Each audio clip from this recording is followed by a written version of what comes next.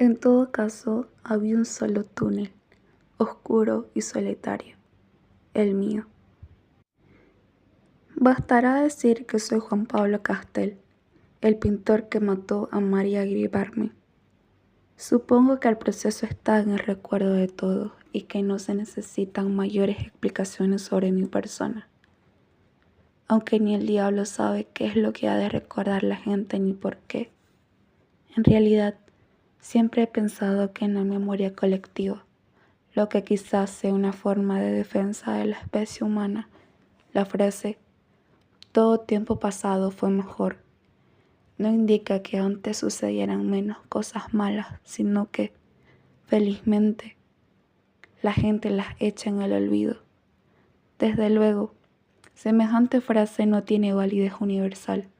Yo, por ejemplo, me caracterizo por recordar preferentemente los hechos malos y, así, casi podría decir que todo tiempo pasado fue peor, si no fuera porque el presente me parece tan horrible como el pasado. Recuerdo tantas calamidades, tantos rostros cínicos y crueles, tantas malas acciones, que la memoria es para mí como la temerosa luz que alumbra un sórdido museo de la vergüenza. ¿Cuántas veces he quedado aplastado durante horas en un rincón oscuro del taller, después de leer una noticia en la sección policial? Pero la verdad es que no siempre lo más vergonzoso de la raza humana aparece allí. Hasta cierto punto, los criminales son gente más limpia, más inofensiva. Esta afirmación no la hago porque yo mismo haya matado a un ser humano. Es una honesta y profunda convicción. Un individuo es pernicioso, pues se lo liquida y se acabó. Eso es lo que yo llamo una buena acción. Piensa en cuánto peor es para la sociedad que ese individuo siga destilando su veneno y que en vez de eliminarlo se quiera contrarrestar su acción recurriendo a anónimo, maledicencia y otras bajezas semejantes. En lo que a mí se refiere, debo confesar que ahora lamento no haber aprovechado mejor el tiempo de mi libertad liquidando a 6 o 7 tipos que conozco. Que el mundo es horrible es una verdad que no necesita demostración. Bastaría un hecho para probarlo. En todo caso, en un campo de concentración, un ex pianista se quejó de hambre y entonces lo obligaron a comerse a una rata, pero viva. No es de eso, sin embargo, de lo que quiero hablar ahora. Ya diré más adelante si hay ocasión algo más sobre el asunto de la rata. Capítulo 2. Como decía, me llamo Juan Pablo Castel. Podrán preguntarse ¿qué me mueve a escribir la historia de mi crimen? No sé si dije que voy a relatar mi crimen y, sobre todo, a buscar un editor. Conozco bastante bien el alma humana para prever qué pensarán en la vanidad. Piensen lo que quieran. Me importa un bledo. Hace rato que me importa un bledo la opinión y la justicia de los hombres. Supongan, pues, que publico esta historia por vanidad. Al fin de cuentas, estoy hecho de carne, huesos, pelo y uñas como cualquier otro hombre y me parecería muy injusto que exigiesen de mí, precisamente de mí, cualidades especiales. Uno se cree a veces un superhombre hasta que advierte que también es mezquino, sucio y pérfido. De la vanidad no digo nada. Creo que nadie está desprovisto de ese notable motor del progreso humano. Me hace reír esos señores que salen con la modestia de Einstein o gente por el estilo. Respuesta: es fácil ser modesto cuando se es célebre. Quiero decir, parecer modesto. Aun cuando se imaginan que no existe en absoluto, se la descubre de pronto en su forma más sutil, la vanidad de la modestia. ¿Cuántas veces tropezamos con la clase de individuos, hasta un hombre, real o simbólico como Cristo, pronunció palabras sugeridas por la vanidad o al menos por la soberbia. ¿Qué decir de Leon Bloy, que se defendía de la acusación de soberbia argumentando que se había pasado la vida sirviendo a individuos que no le llegaban a las rodillas? La vanidad se encuentra en los lugares más inesperados, al lado de la bondad, de la abnegación, de la generosidad. Cuando yo era chico y me desesperaba ante la idea de que mi madre debía morirse un día, con los años se llega a saber que la muerte no solo es soportable, sino hasta reconfortante. No imaginaba que mi madre pudiese tener defectos.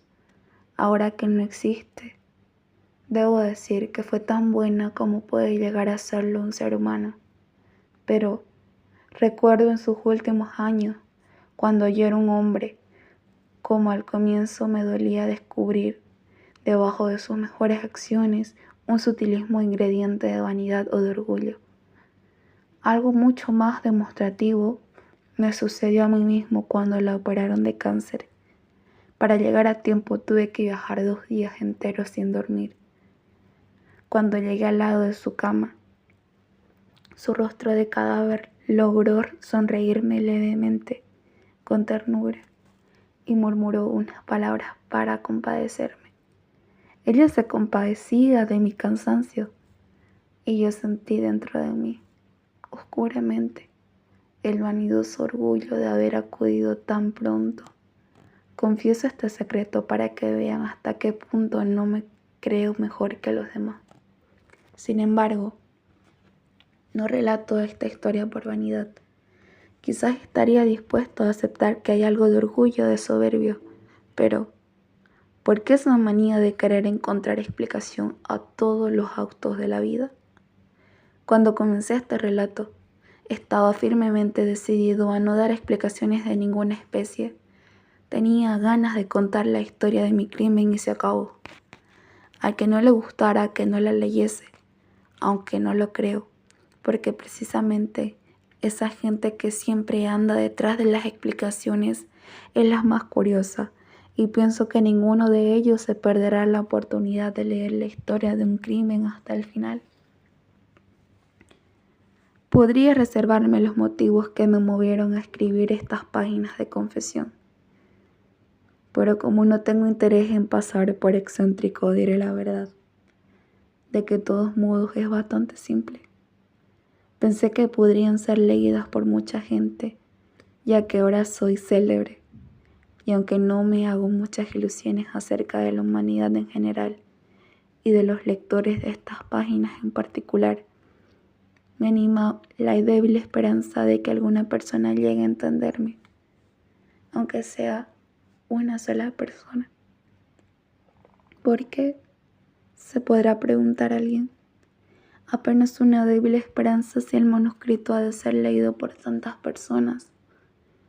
Este es el género de preguntas que considero inútiles, y no obstante, hay que preverlas, porque la gente hace constantemente preguntas inútiles, preguntas que el análisis más superficial revela innecesarias. Puedo hablar hasta el cansancio y a gritos delante de una asamblea de 100.000 rusos. Nadie me entendería. ¿Se dan cuenta de lo que quiero decir? Existió una persona que podría entenderme, pero fue precisamente la persona que maté. Capítulo 3. Todos saben que maté a María Iribarne Hunter, pero nadie sabe cómo la conocí, qué relaciones hubo exactamente entre nosotros y cómo fui haciéndome a la idea de matarla.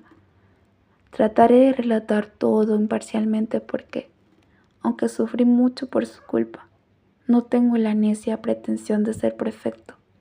En el Salón de Primavera de 1946 presenté un cuadro llamado Maternidad.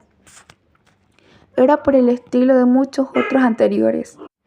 Como dicen los críticos en su insoportable dialecto, era sólido, estaba bien arquitecturado, tenía, en fin, los atributos que esos charlatanes encontraban siempre en mis telas.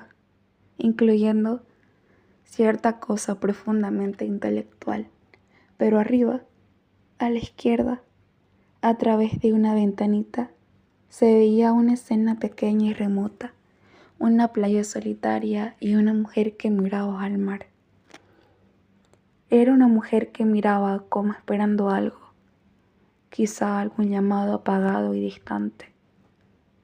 La escena sugería, en mi opinión, una soledad ansiosa y absoluta. Nadie se fijó en esta escena. Pasaban la mirada por encima como por algo secundario, probablemente decorativo. Con excepción de una sola persona, nadie pareció comprender que esa escena constituía algo esencial.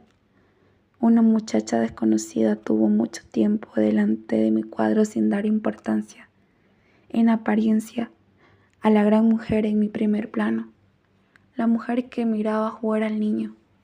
En cambio, miró fijamente la escena de la ventana y mientras lo hacía tuve la seguridad de que estaba aislada del mundo entero. No vio ni oyó a la gente que pasaba o se detenía frente a mi tela. La observé todo el tiempo con ansiedad. Después desapareció en la multitud, mientras yo vacilaba entre un miedo invencible y un angustioso deseo de llamarla. ¿Miedo de qué?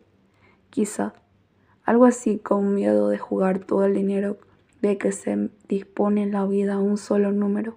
Sin embargo, cuando desapareció, me sentí irritado, infeliz, pensando que podría no verla más. Perdido entre los millones de habitantes anónimos de Buenos Aires, esa noche volví a casa nervioso, descontento, triste, hasta que se clausuró el salón.